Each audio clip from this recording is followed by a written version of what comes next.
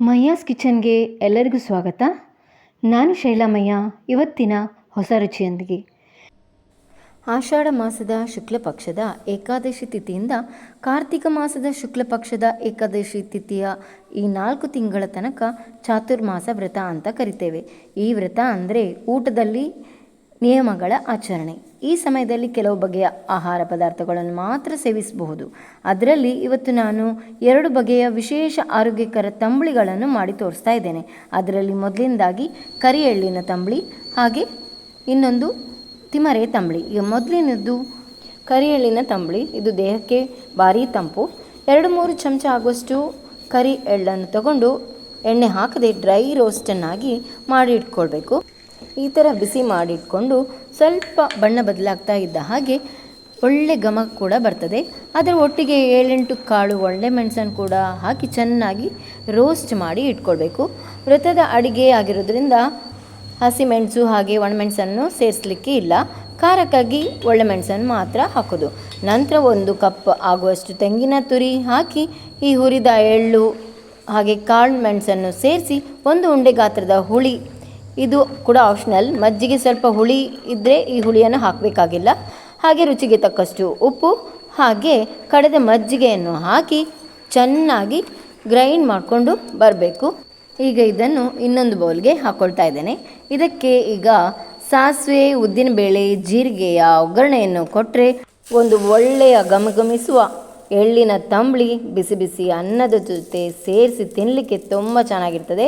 ಯಾರಿಗೆಲ್ಲ ಎಳ್ಳಿನ ಪರಿಮಳ ಇಷ್ಟವಾಗ್ತದೆಯೋ ಅವರಿಗೆಲ್ಲ ಈ ತಂಬುಳಿ ಕೂಡ ತುಂಬಾ ಇಷ್ಟವಾಗ್ತದೆ ನೋಡಿ. ಯಾಕೆಂದರೆ ಎಳ್ಳು ಹುರಿದು ಹಾಕಿರೋದ್ರಿಂದ ಈ ತಂಬುಳಿಯಲ್ಲಿ ಊಟ ಮಾಡುವಾಗ ಅದರ ಊಟ ಆದ ಮೇಲೆ ನಮ್ಮ ಕೈಯಲ್ಲಿ ಕೂಡ ಎಳ್ಳಿನ ಘಮ ಹಾಗೆ ಬರ್ತಾ ಇರ್ತದೆ. ಹಾಗೆ ರುಚಿ ಕೂಡ ಡಿಫ್ರೆಂಟಾಗಿ ಅದ್ಭುತವಾಗಿ ಇರ್ತದೆ ನೋಡಿ. ಹೀಗೆ ಬಿಸಿ ಬಿಸಿ ಅನ್ನದ ಜೊತೆ ಸೇವಿಸಿದರೆ ತುಂಬ ರುಚಿಯಾಗಿರ್ತದೆ. ಅದೇ ರೀತಿ ಈಗ ಇನ್ನೊಂದು ಎಲ್ಲರಿಗೂ ತಿಳಿದಿರುವಂತಹ ತಿಮರೆ, ಒಂದೆಲೆಗ ಅಂತ ಹೇಳ್ತಾರೆ, ಇದರ ತಂಬುಳಿಯನ್ನು ಮಾಡೋಣ. ತಿಮರೆಯನ್ನು ಉಪಯೋಗಿಸೋದ್ರಿಂದ ನೆನಪಿನ ಶಕ್ತಿ ಕೂಡ ಹೆಚ್ಚಾಗ್ತದೆ, ತುಂಬ ರುಚಿ ಕೂಡ. ಸ್ವಲ್ಪ ಎಸಳು ತಿಮರೆ ತಗೊಂಡು ಅದರ ಜೊತೆಗೆ ಕಾಳು ಮೆಣಸನ್ನು ಹಾಕಿ ಸಣ್ಣ ಉರಿಯಲ್ಲಿ ಹುರಿದು ಇಟ್ಕೊಳ್ತಾ ಇದ್ದೇನೆ. 1 ಹಿಡಿ ಆಗುವಷ್ಟು ಕಾಯಿ ತುರಿ, ಹುರಿದಿಟ್ಟ ತಿಮರೆ ಒಳ್ಳೆ ಮೆಣಸನ್ನು ಕೂಡ ಅದಕ್ಕೆ ಹಾಕ್ಕೊಳ್ತಾ ಇದ್ದೇನೆ.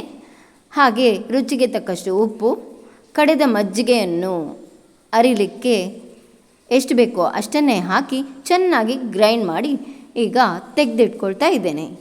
ಈ ತಿಮರೆಯ ತಂಬುಳಿಯನ್ನು ಬಿಸಿ ಬಿಸಿ ಅನ್ನದ ಜೊತೆ ತಿನ್ನಲಿಕ್ಕೆ ತುಂಬಾ ಚೆನ್ನಾಗಿರ್ತದೆ. ಈಗ ಅದಕ್ಕೆ ಮಾಮೂಲಿಯಾಗಿ ಕೊಡುವಂತಹ ಸಿಂಪಲ್ ಆದ ಒಗ್ಗರಣೆ, ಸಾಸಿವೆ, ಉದ್ದಿನಬೇಳೆ, ಜೀರಿಗೆಯ ಒಗ್ಗರಣೆಯನ್ನು ಕೊಟ್ಟರೆ ಈ ಆಷಾಢ ಮಾಸದಲ್ಲಿ ಹೊರಗೆ ಜೋರಾಗಿ ಮಳೆ ಬರ್ತಾ ಇರುವಾಗ ಇಂತಹ ತಂಬುಳಿಗಳನ್ನು ಮಾಡಿ ತಿಂತಾ ಇದ್ದರೆ ದೇಹಕ್ಕೂ ತಂಪು, ಆರೋಗ್ಯ ಕೂಡ ಚೆನ್ನಾಗಿ ಇರ್ತದೆ. ನೋಡಿದ್ರಲ್ಲ, ಚಾತುರ್ಮಾಸದಲ್ಲಿ ಮಾಡುವಂಥ ಈ ಒಳ್ಳೆಯ 2 ಆರೋಗ್ಯಕರವಾದ ತಂಬುಳಿಗಳನ್ನು. ಇದೇ ತರಹ ನಾವು ತುಂಬ ಬೇರೆ ಥರದ ತಂಬುಳಿಗಳನ್ನು ಮಾಡಬಹುದು. ಇವತ್ತಿನ ಈ 2 ವಿಶೇಷ ತಂಬುಳಿಗಳು ನಿಮಗೆಲ್ರಿಗೂ ಇಷ್ಟವಾಗಿದೆ ಅಂತ ಭಾವಿಸ್ತೇನೆ.